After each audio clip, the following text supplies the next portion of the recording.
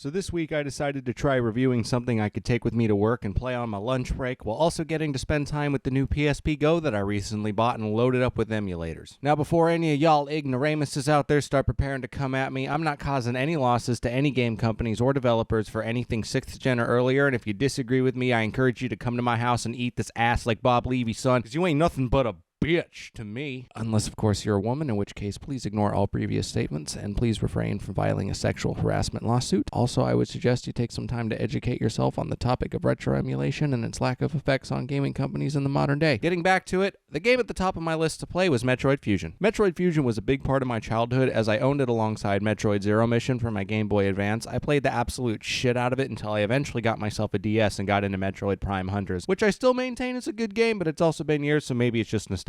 Back to my point, I have a strong connection to the Metroid games from my childhood, and I was really excited to get back into Metroid Fusion. What started out as excitement quickly became a problem because I've since found it hard to separate myself from my handheld, but I don't want to get too far ahead of myself though, so let's back it up a bit. Metroid Fusion is a Game Boy Advance exclusive Metroid game that takes the slightly creepy atmosphere of the usual Metroid game and makes it even spookier. The big reason for this is because the particular space station you get sent to this time has been infected with some special X cell that shows signs of things like life and intelligence and is actively out to fuck with you. Some enemies need to be killed twice, the cells are constantly throwing up roadblocks, and most importantly, the X cells took parts of your suit and made a fake Samus with all of your old powers that you need to actively avoid because it will kill you in 2 seconds. All this adds up to a much more edge-of-your-seat experience during your first playthrough than most other Metroid games. Except for Super Metroid though, because I mean, come on.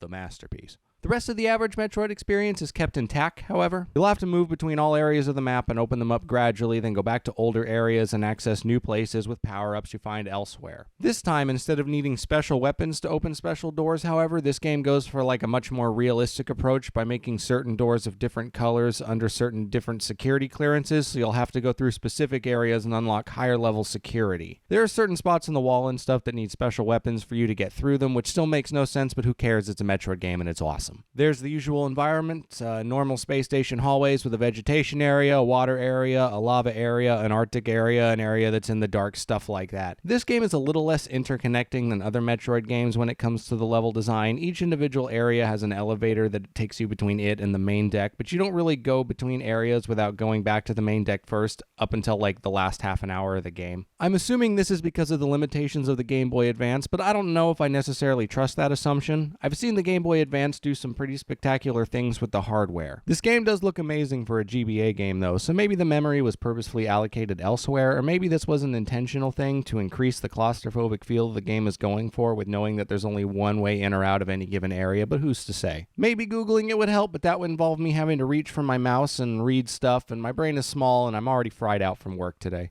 Metroid Fusion I feel is a little bit easier than most of the Metroid games I played, but it definitely cranks up towards the end and has a couple really hard boss encounters. For instance, there's this boss that you have to fight during a section where you have to go into the reactor core and reinstate power to the whole station. There's a boss guarding the power switch because there's a video game to play here, let's be honest, but because there's no power, you can't use any of the save stations. So you will have to run from your ship all the way through the area to fight this really hard boss that will kill you over and over and over until you have his patterns down perfectly. He is definitely hands down the hardest boss in the game. He does ridiculous damage, can only be hit in a constant moving weak spot, is constantly flipping around, and has 4 different stages. When I play games on an emulator, I do not allow myself to use save states because I consider it cheating, and if I use a virtual save state, then I didn't truly beat the game. So I spent hours dying to the boss, then having to take 5 minutes to get back to him, remember to pick up the power-ups along the way, by the way, just to die in 30 seconds and have to do it all over again. Then after I beat him the first time, I died on the way back to the save point, so I had to go and beat him again.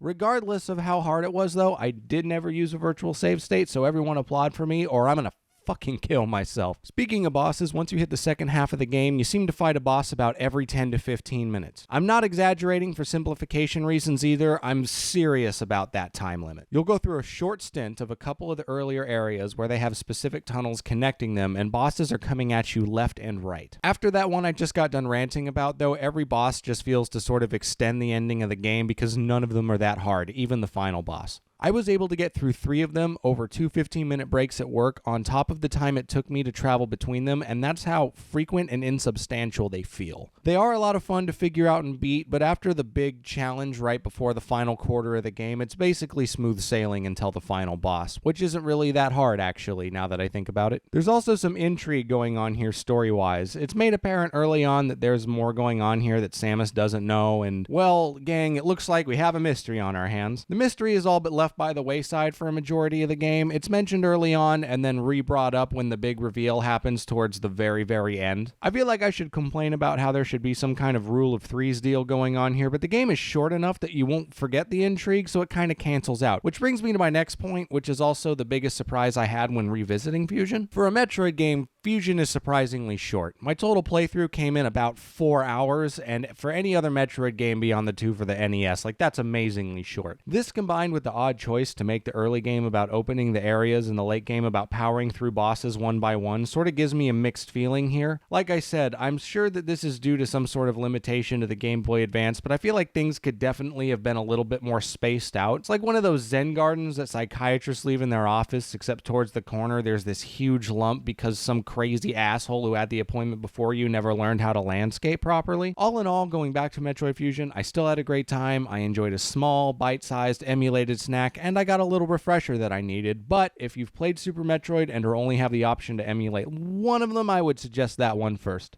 Later, Nick!